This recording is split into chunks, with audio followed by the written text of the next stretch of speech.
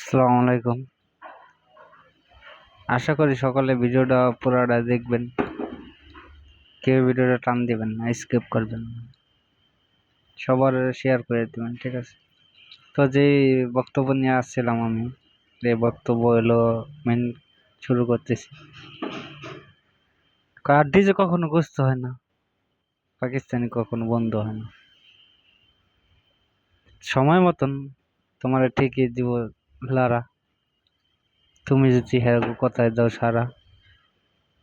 তো 71 রাজাকার আবার 26-এ আয়া করলো সর্বনাশ।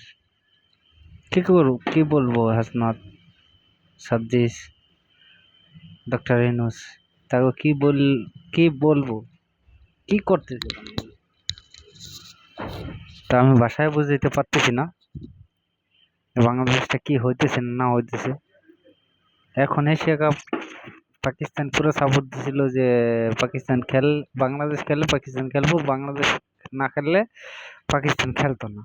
আচ্ছা, তোর বাবারা এখন খেলতেছে তো থুইয়া মানে বাদ দিয়ে তারপর তোর বাবারা যাইতেছে, ঠিক আছে? তোর বাবারা তো ঠিকই যেতেছে তোকে বাদ দিয়া। এটা ভিডিওটা সবার জাতির উদ্দেশ্যে, সবাই দেখবেন, শেয়ার করবেন। এতটুকু আশা আমার, এতটুকু প্রত্যাশা আর কি। সবাই শেয়ার করো, জানি ভিডিওটা ডাক্তার ইউনূসের পাশে যায়।